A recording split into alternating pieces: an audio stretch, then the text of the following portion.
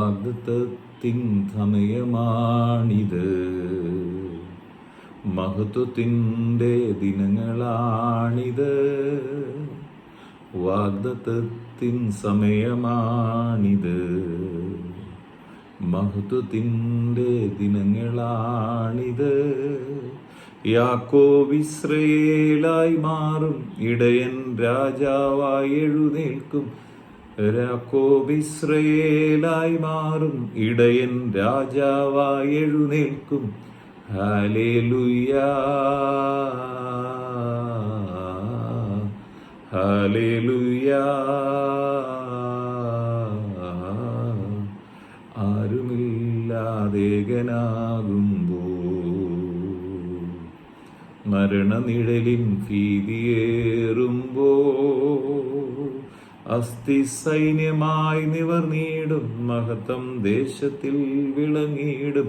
അസ്ഥി സൈന്യമായി നിവർന്നിടും, മഹത്വം ദേശത്തിൽ വിളങ്ങിടും. പരിശുദ്ധ റൂഹ, പരിശുദ്ധ റൂഹ. വാഗ്ദത്തത്തിൻ സമയമാണിത്, മഹത്വത്തിൻ്റെ ദിനങ്ങളാണിത്. യാക്കോബ് ഇസ്രായേലായി മാറും, ഇടയൻ രാജാവായി എഴുന്നേൽക്കും. ഹല്ലേലൂയ, പരിശുദ്ധ റൂഹ.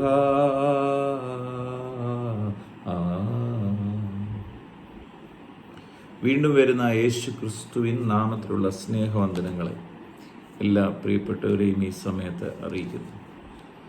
എഫേസ്യർക്ക് എഴുതിയ ലേഖനം 2-ാം അധ്യായം.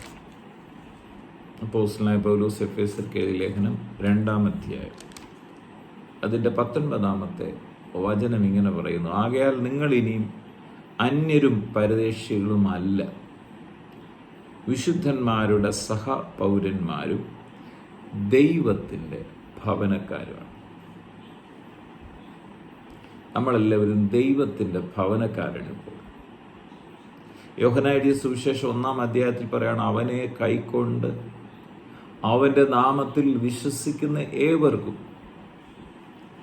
ദൈവ മക്കളാകാൻ അവകാശം ലഭിച്ചു. ഇവിടെ ഈ ഭാഗത്ത് പറയുന്നുണ്ട്,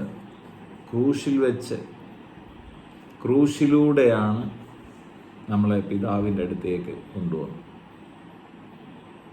വിശുദ്ധനായ ദൈവം പാപം ചെയ്ത് അശുദ്ധനായി തീർന്ന മനുഷ്യനുമായി ശത്രുത്വം. ഒരിക്കലും അവർക്ക് ഒന്നിക്കാൻ കഴിയുന്നില്ല. മനുഷ്യൻ്റെ നേർച്ചകൾക്കും കാഴ്ചകൾക്കും ഒന്നും കഴിയാതെ വന്നപ്പോൾ പിതാവാം ദൈവം തന്നെ ഒരുക്കിയ വഴിയാണ് തൻ്റെ ഓമനപുത്രനായ യേശുവിനെ ഭൂമിയിലേക്ക് അയച്ചത്. യേശു ക്രിസ്തുവിൻ്റെ ക്രൂശ് മരണത്തിലൂടെ മാത്രമേ നമുക്ക് പിതാവിലേക്ക് ചെല്ലാൻ കഴിയുന്നു. ഇവിടെ ഏതാ പറയുന്നത്? ഈ ഭാഗത്ത് പറയുന്നുണ്ട്, 13-ാം വാക്യത്തിൽ പറയും, മുമ്പേ ദൂരസ്ഥരായിരുന്ന നിങ്ങൾ വളരെ ദൂരത്തിലായിരുന്നു, പാപം ചെയ്ത് വളരെ ദൂരത്തിലായിരുന്നു. ദൂരസ്ഥരായിരുന്ന നിങ്ങൾ ഇപ്പോൾ ക്രിസ്തുയേശുവിൽ, എന്നിട്ട് പറയണം, ക്രിസ്തുയേശുവിൽ ക്രിസ്തുവിൻ്റെ രക്തത്താൽ സമീപസ്ഥരായി തീർന്നു. യേശു ക്രിസ്തുവിൻ്റെ രക്തത്താൽ സമീപസ്ഥരായി.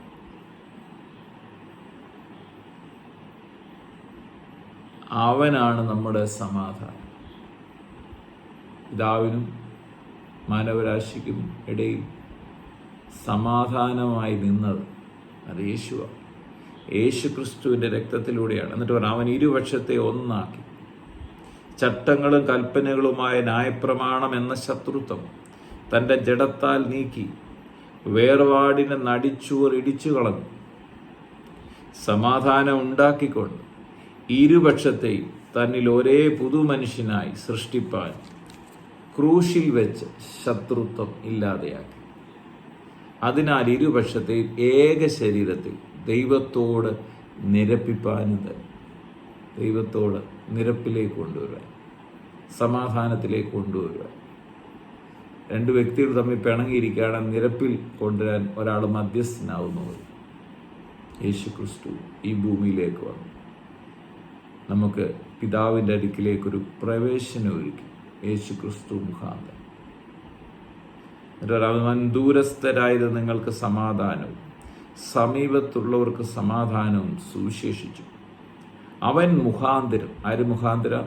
യേശു ക്രിസ്തു മുഖാന്തരം നമുക്ക് ഇരുപക്ഷക്കാർക്കും ഏക ആത്മാവിനാൽ പിതാവിലേക്ക് പ്രവേശനം ലഭിച്ചു. ഏക ആത്മാവിനാൽ, പരിശുദ്ധാത്മാവിനാൽ യേശു ക്രിസ്തു മുഖാന്തരം നമുക്ക് പിതാവാം ദൈവത്തിലേക്ക് ഇന്ന് പ്രവേശനം ലഭിച്ചു. എന്നിട്ട് പറയാം, ആകയാൽ ഇനി അന്യരും പരദേശികളും അല്ല, വിശുദ്ധന്മാരുടെ സഹപൗരന്മാരും ദൈവത്തിൻ്റെ ഭവനക്കാരുമായിരിക്കും. നമ്മൾ മടിച്ചു നിൽക്കേണ്ട കാര്യമില്ല. നിങ്ങൾ യേശുവിനെ സ്വീകരിച്ചതോടുകൂടെ ദൈവ ഭവനത്തിൻ്റെ അംഗങ്ങളായി തീർന്നു. മരണത്തിൻ്റെ നിഴൽ താഴ്വരയിലായിരുന്നു നമ്മളെ കർത്താവ് വിടുവിച്ചു, മക്കളാക്കി, അവകാശികളാക്കി തീർത്തു. എന്നിട്ട് ആകയാൽ നിങ്ങൾ ഇനി അന്യരും പരദേശികളും അല്ല, വിശുദ്ധന്മാരുടെ സഹപൗരന്മാരും ദൈവത്തിൻ്റെ ഭവനക്കാരുമാണ്. അതുകൊണ്ട് ധൈര്യത്തോടെ നമുക്ക് ദൈവത്തിൻ്റെ അടുത്തേക്ക് ചെല്ലാൻ കർത്താവ് അവസരം തന്നു. അതോർത്ത് സ്തോത്രം ചെയ്യാം. ആ പദവി ഉപയോഗിച്ച് ദൈവമക്കളായി തന്നെ തുടരാം. അതിന് ദൈവത്തിൻ്റെ പരിശുദ്ധാത്മാവ് എന്നെ കേൾക്കുന്ന ഓരോരുത്തരെയും സഹായിക്കുന്നതാണ്. പിതാവെ, പ്രാർത്ഥിക്കുന്നു യേശു ക്രിസ്തുവിൻ്റെ നാമത്തിൽ കർത്താവെ ക്രൂശിൽ വെച്ച് ശത്രുത്വം ഇല്ലാതാക്കി കർത്താവിൻ്റെ ഇരുവശത്തെയും ഏക ശരീരത്താൽ ദൈവത്തോട് നിരപ്പിച്ചതിനായി സ്തോത്രം. കർത്താവെ, കർത്താവ് മുഖാന്തരം ഇരുപക്ഷത്തെ ഏകാത്മാവിനാൽ പിതാവിലേക്ക് ഞങ്ങൾക്ക് തന്നിരിക്കുന്ന പ്രവേശനത്തിനായി സ്തോത്രം ചെയ്യും. കർത്താവ്, ഇനി ഞങ്ങൾ അന്യരും പരദേശികളും അല്ല, വിശുദ്ധന്മാരുടെ സഹപൗരന്മാരും ദൈവത്തിൻ്റെ ഭവനക്കാരുമാണെന്നുള്ള വലിയ ഉറപ്പിൽ ഈ ഭൂമിയിൽ അപ്രത്യാശയിൽ ധൈര്യത്തോടെ നിലനിൽക്കാൻ ഞങ്ങളെല്ലാവരെയും സഹായിക്കണമെന്ന് പ്രാർത്ഥിക്കുന്നു. എന്നെ കേൾക്കുന്ന രോഗികൾ ഇപ്പോൾ തന്നെ യേശു ക്രിസ്തുവിന് അടിപ്പിണരുകളാൽ സൗഖ്യം പ്രാപിക്കട്ടെ.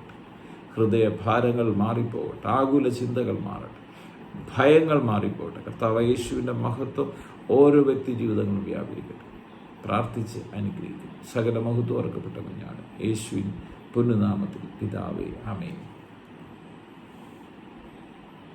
യാക്കോബ് ഇസ്രായേലായി മാറും, ഇടയൻ രാജാവായി എഴുന്നേൽക്കും. യാക്കോബ് ഇസ്രായേലായി മാറും, ഇടയൻ രാജാവായി എഴുന്നേൽക്കും. ഹല്ലേലൂയ,